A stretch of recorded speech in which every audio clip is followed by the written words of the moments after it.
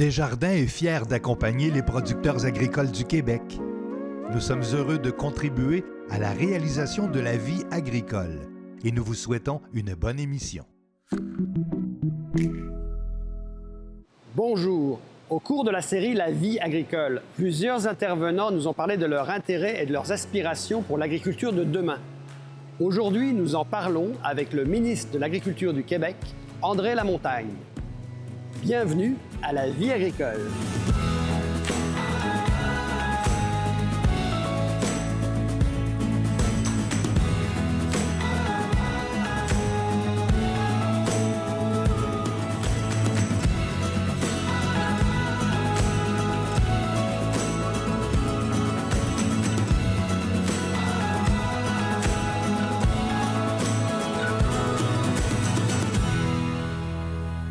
Avec le ministre Lamontagne, en poste depuis 2 ans, nous avons affaire à un homme de conviction. Après un entretien avec Guy Duval, il nous rejoint sur notre plateau au Grand Marché de Québec.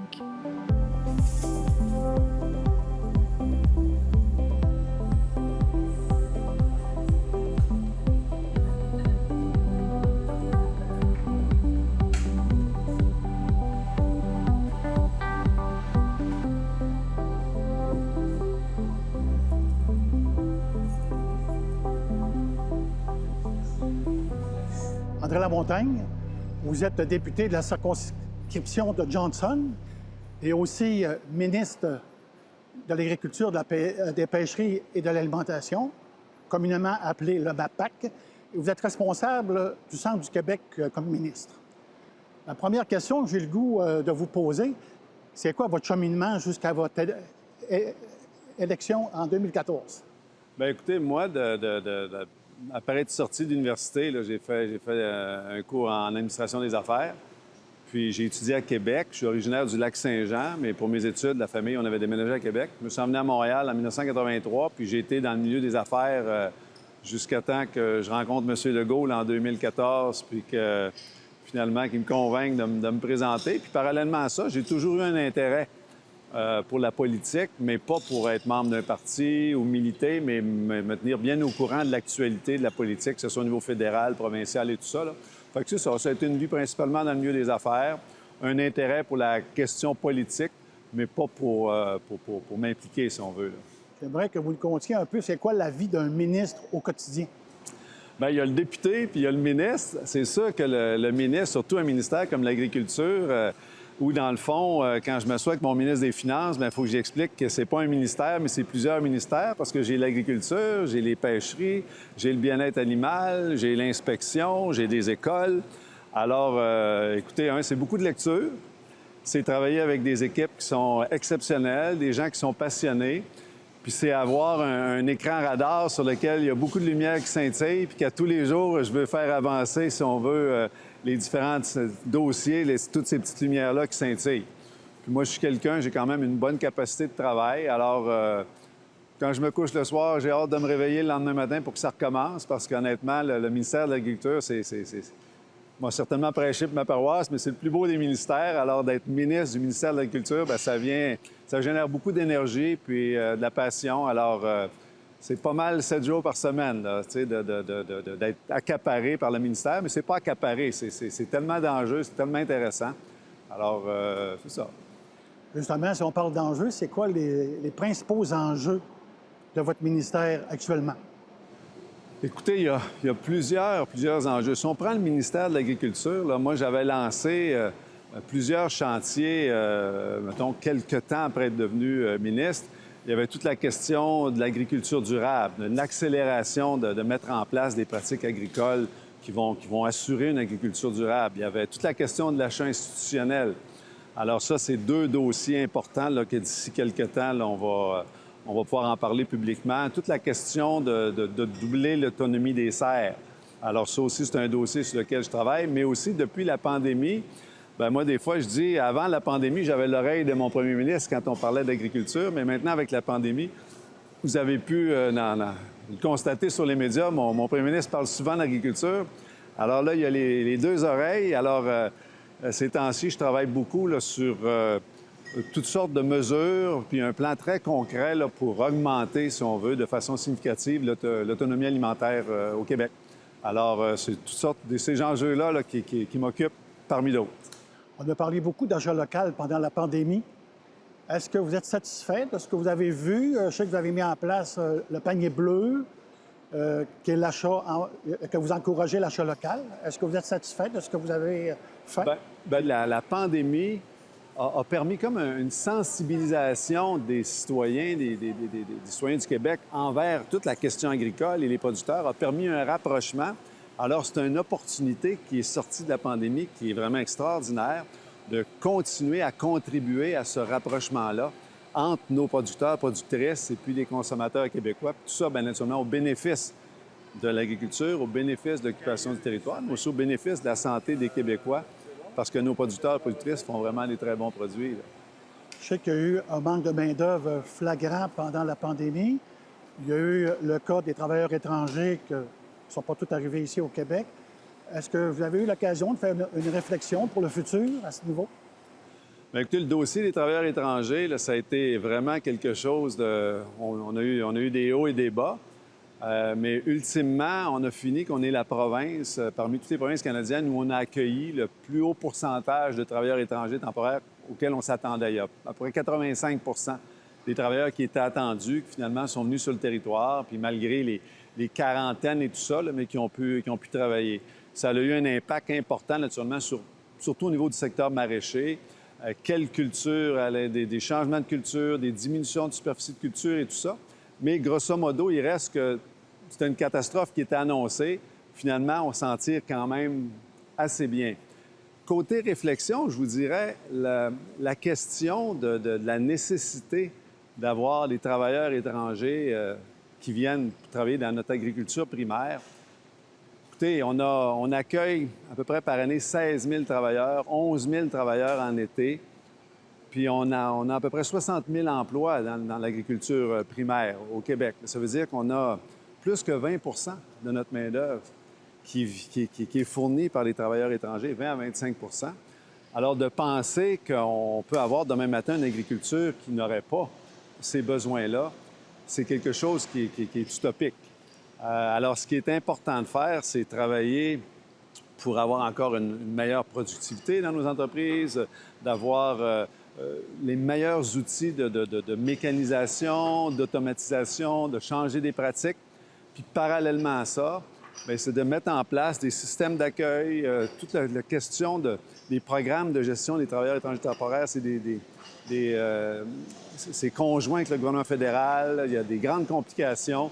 Fait que d'un autre côté, il faut chercher à améliorer la flexibilité de ces programmes-là pour rendre ça le plus utile possible pour le monde agricole. Monsieur le ministre André Lamontagne, merci pour l'entrevue. C'est un plaisir. Merci beaucoup.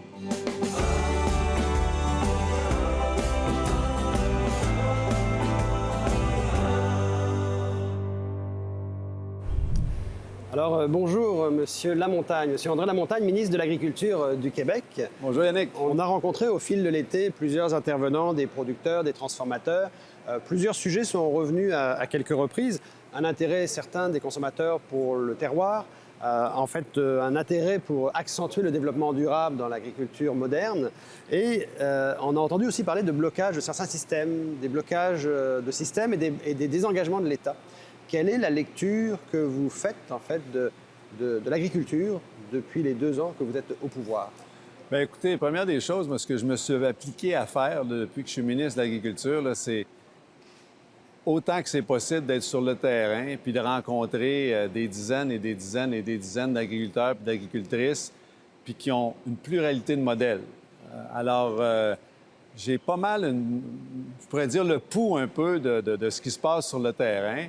Après ça, au ministère, j'ai une équipe que j'ai découvert, honnêtement, des gens qui sont expérimentés, des gens qui ont beaucoup d'expertise, des gens qui sont passionnés, puis qui sont vraiment au service des agriculteurs, des agricultrices, mais du développement de l'agriculture au Québec.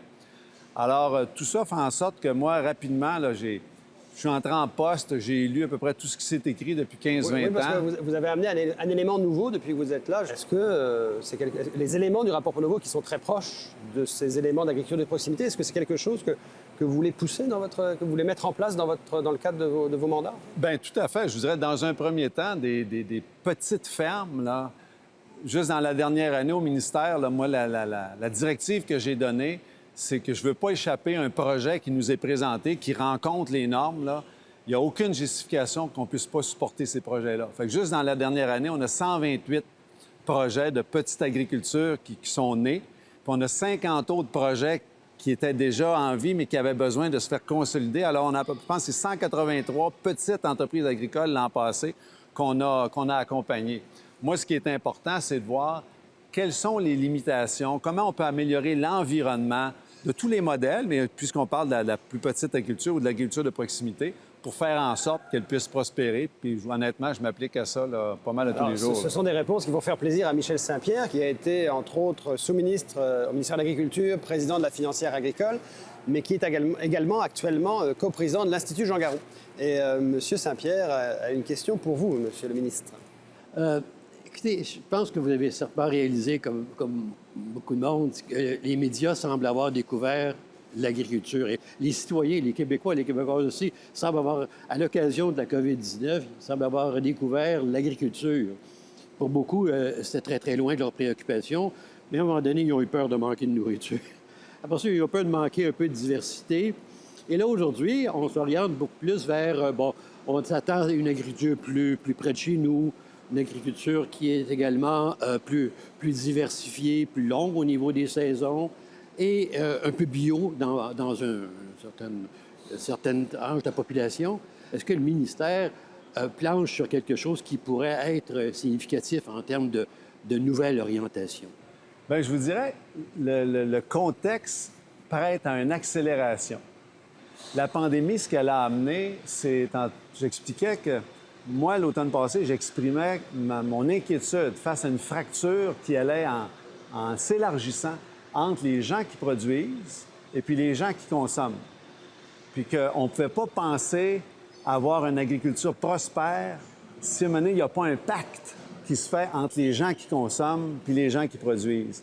Et puis la pandémie, elle a révélé, oui, que les gens peuvent avoir des inquiétudes au point de vue de l'alimentation, on pouvait avoir aussi des inquiétudes au point de vue de la diversité de ce qu'ils vont manger, mais en même temps, ils ont été sensibilisés. Qui est en arrière de ce qu'ils mangent? Ce sont des hommes et des femmes, des familles, des enfants et tout ça. Bien, à travers la pandémie, il fallait les encourager, ces gens-là. Là. Alors, ça a vraiment été la sensibilisation des consommateurs envers la cause agricole, je vous dirais, elle a été augmentée de beaucoup. Alors, aujourd'hui, ce qui est important, c'est de tout faire pour capitaliser sur cette espèce d'énergie-là pour que ça ne soit pas quelque chose qui retombe, mais qu'on puisse capitaliser, puis qu'il y ait eu un avant puis un après au terme de ce pacte-là entre les consommateurs puis les producteurs. C'est que je veux me servir de ce momentum-là qu'on voit, cette sensibilisation-là accrue qu'on a pour amener dans la danse, si on veut, là, davantage de présence des aliments québécois, de donner du soutien par catégorie, si on veut, là, de produits pour voir, on a vraiment répertorié tout ce qu'on produit, comment on le produit, en quelle quantité, tout ça, où on aurait intérêt à accélérer, si on veut, la croissance et tout ça. Puis parallèlement à ça, dans le cadre de la politique bioalimentaire, vous n'êtes pas sans le savoir, mais on a regroupé en filières toutes les productions du Québec. Puis, sous ma gouverne, il y a eu un plan d'action qui a été déposé par chacune des filières.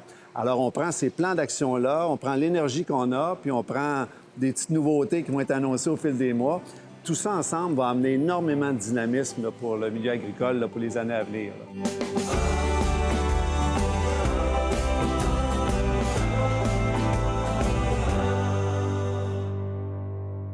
Les jeunes s'intéressent à l'agriculture comme jamais. Mais aujourd'hui, il y a un regain d'intérêt des jeunes qui ne sont pas fils ou filles d'agriculteurs et qui s'intéressent à l'agriculture, mais pas nécessairement selon le modèle qu'ils ont sous les yeux. Ces jeunes-là, certains qui sont arrivés, la plupart d'ailleurs sont formés, sont bien formés. Les écoles d'agriculture forment beaucoup de jeunes qui ne sont pas nécessairement issus du milieu rural.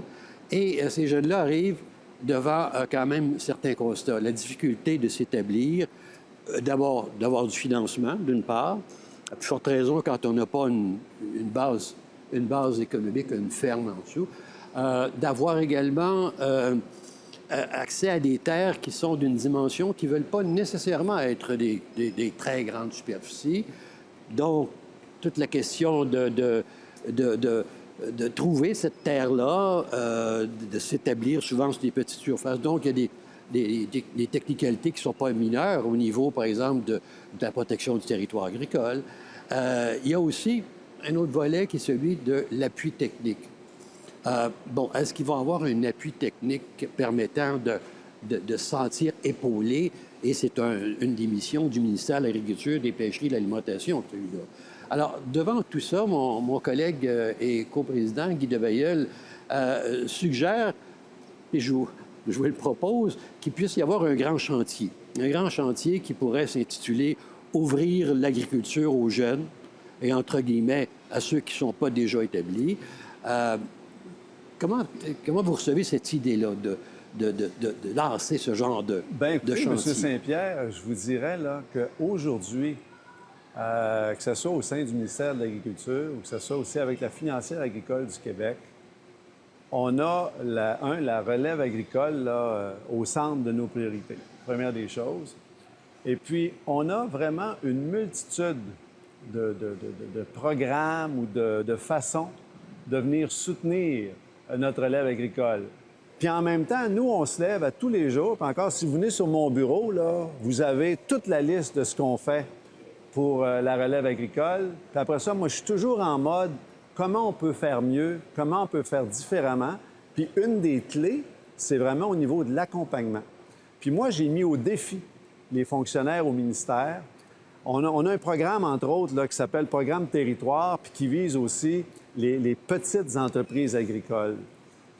Je les ai mis au défi qu'il ne faut pas qu'il y ait un projet au Québec qui est présenté au ministère, qui rencontre certaines normes, au sens qu'il y a des chances légitimes de fonctionner. Il ne faut pas qu'il y en ait un qu'on n'ait pas le financement maintenant pour les appuyer. Les argents pour la relève agricole, elle est là. Les enjeux que vous mentionnez pour l'accès à la terre. L'accès à la terre, là, il y a la question je vais dire du morcellement des terres agricoles, là, mais de plus petites terres, puis la question du bâti. C'est certain qu'en arrière de ça, il y a la question, ultimement, de la possibilité de déstructurer le territoire agricole. On ne veut pas que ça arrive. On veut trouver une façon de donner des opportunités à nos jeunes. La journée que vous avez faite, l'Institut Jean Garon, vous êtes arrivé avec un ensemble de suggestions qui ne faisaient pas qu'on avait à réécrire la loi demain matin, mais c'était une question d'interprétation, c'était une question de donner un peu certaines directives d'interprétation.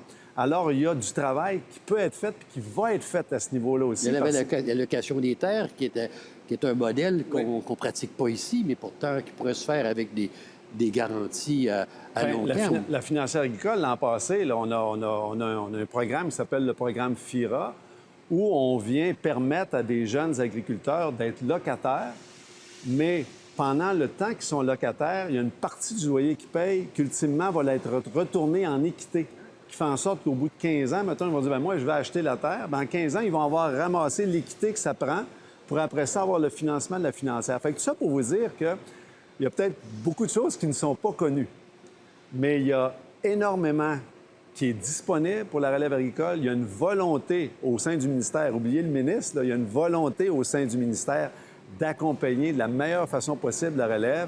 Puis le ministre, bien, il vient d'en rajouter une coupe de couches. Bien, j'aime bien ce que j'entends.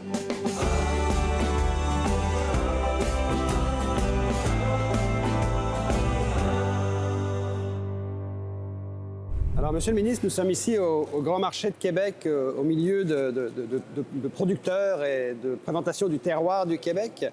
Nous sommes heureux d'accueillir Yann Turmine. Et Yann Turmine, vous avez également quelques échanges à avoir et quelques questions pour Monsieur Lamontagne. Dans un très beau décor, justement, pour cette question-là.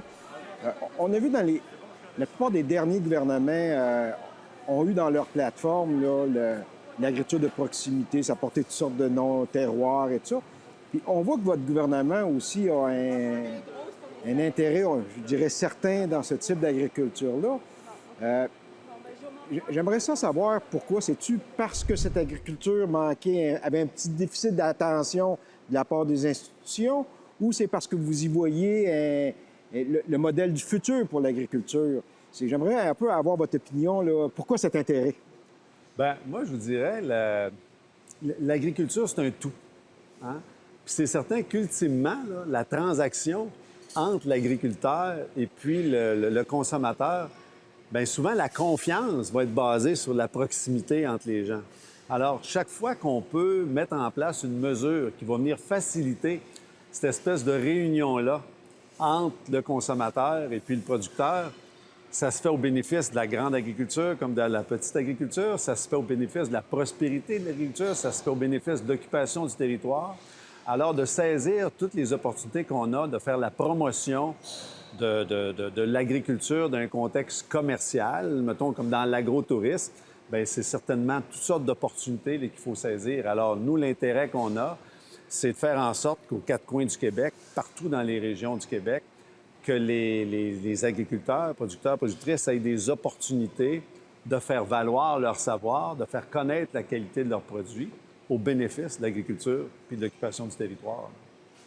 Vous voyez pas quand même une tendance un peu mondiale là, qui est un peu à l'envers de ça quand on voit des concentrations dans le milieu de l'agroalimentaire, des grandes chaînes, des Walmart de ce monde qui débarquent un peu partout. Et pour eux autres, là, Charlevoix, c'est pas un terrain de jeu. Là.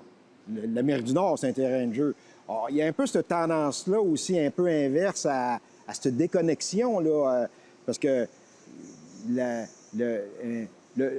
bœuf qui est produit quelque part à la Duranté, par exemple, et qui passe à travers la grande chaîne de Walmart, qui est complètement dénaturé, ça devient le bœuf de Walmart. Là. Alors, il y a quand même cette tendance-là. C'est pour ça qu'il y a comme deux tendances qu'on voit. Là, comment vous allez dealer avec ça, justement? Là? Bien, au cœur de tout ça, là, c'est les besoins du consommateur. Puis, autant dans le rapport Pronovo, M. Pronovo parlait de l'importance de mettre le consommateur au centre de toute la production agricole, autant dans la politique bioalimentaire qu'on a présentement au Québec, au cœur de la politique, c'est le consommateur. Et puis, les grandes entreprises, ultimement, oui, il y a un bout qui vont pousser des produits, mais il y a une partie qui doivent être à l'écoute des consommateurs. Alors, quand on réussit, par toutes sortes de pratiques, à augmenter la qualité ou la force du pacte qu'on a entre les gens qui produisent puis les gens qui consomment sur un territoire, bien, les gens qui consomment vont demander des produits des gens qui produisent sur leur territoire. Et puis, que ce soit des petits distributeurs ou des plus grands distributeurs, bien, ils sont obligés, à un moment donné, d'avoir une oreille. Puis pas seulement qu'une oreille, mais aussi de passer à l'action pour, ultimement, rencontrer les besoins des consommateurs. Parce que moi, dans 3-4 vies passées, moi, j'ai été propriétaire de supermarchés. J'ai eu des supermarchés. Puis je peux vous dire que ça a été pas long pour moi de comprendre qu'un consommateur, qu'une semaine, vient te demander quelque chose, la semaine d'après, il vient te demander la même chose, bien, la troisième semaine, probablement que tu ne le reverras pas si tu n'y as pas donné ce qu'il avait besoin. Bien, aujourd'hui, les grands détaillants, ils s'adaptent aussi aux régions. Allez-vous-en au Saguenay-Lac-Saint-Jean, allez dans l'Estrie, allez en Gaspésie. Vous avez des grandes chaînes qui sont là, puis, je veux dire, ils ont des produits locaux, ils ont des produits régionaux, de plus en plus, parce que le consommateur, il voit son pacte se renforcer avec son producteur, sa productrice, ou les gens au Québec qui pratiquent ce milieu-là, puis il fait la demande de ces produits-là. Il y a, Monsieur le ministre, une agriculture traditionnelle déjà bien implantée au Québec, notamment pour tout ce qui est du domaine de l'exportation. On voit que l'agriculture de proximité est un élément nouveau et de plus en plus présent, et vous le soutenez fortement. Est-ce que ça définit obligatoirement l'avenir comme étant une agriculture diversifiée? Est-ce que c'est sûr que dans 10 ans, 15 ans, le Québec aura une agriculture diversifiée? Bien, je vous dirais, aujourd'hui, en termes de différents modèles sur le territoire, comme je vous dis, là, moi, je visite, je ne sais pas à combien de fermes je suis rendu depuis que je suis ministre, là, mais c'est des dizaines et des dizaines et des dizaines. Moi, sur le terrain, là, moi, je la constate, cette diversité-là, cette pluralité-là de modèles. OK? Ce qui est important, ultimement, c'est que le consommateur a une voix, puis c'est de donner le meilleur environnement possible à tous les gens qui s'impliquent, qui veulent produire, pour qu'ils puissent produire à leur façon ce qu'ils veulent produire. Alors ça, je vous dirais, moi, c'est un engagement que j'ai pris d'améliorer cet environnement-là. À savoir à quoi l'agriculture va ressembler dans 10 ans, 20 ans, 30 ans, 40 ans. C'est sûr qu'il y a toute une question de développement durable. On ne peut pas rester insensible à l'empreinte que l'agriculture a sur le territoire. Alors, les pratiques sont influencées aujourd'hui, mais ça va aller en s'accélérant. On va voir ça évoluer. L'idée que des gens veulent se regrouper pour avoir plus d'impact, puis aussi de viser sur des plus grands marchés, ça va toujours exister. Mais le consommateur, ultimement, va dicter à long terme le type d'agriculture qui va devoir se pratiquer. Les besoins changent, le niveau d'éducation, la compréhension que les gens ont de toute la question agricole évolue. Puis en fonction de ça, bien, ils ont des nouveaux besoins qui manifestent. Puis les gens qui, ultimement, ne se lèvent pas le matin en se disant, bien, écoute, il faut que je cherche à arrimer ce que je fais avec les besoins des consommateurs. Bien, moi, je donne pas cher pour, pour la prospérité de leur entreprise. Alors, Monsieur le ministre, on vous remercie beaucoup d'avoir participé au dernier numéro de la série La vie agricole diffusée sur MaTV. Et on va suivre votre vision. Vous semblez effectivement avoir une vision pour le monde agricole. Merci. Merci beaucoup, Yannick. C'est un plaisir. Merci.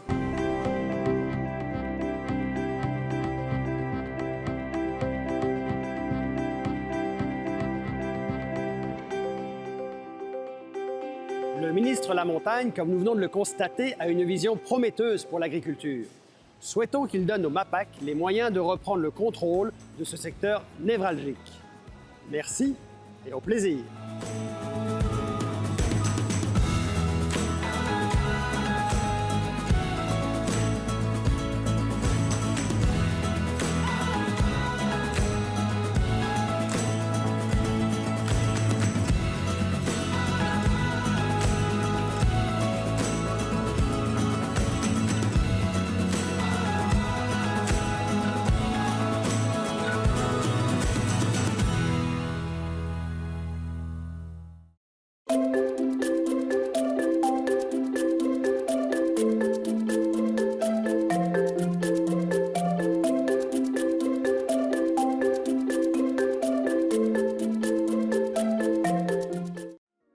Desjardins est fier d'accompagner les producteurs agricoles du Québec.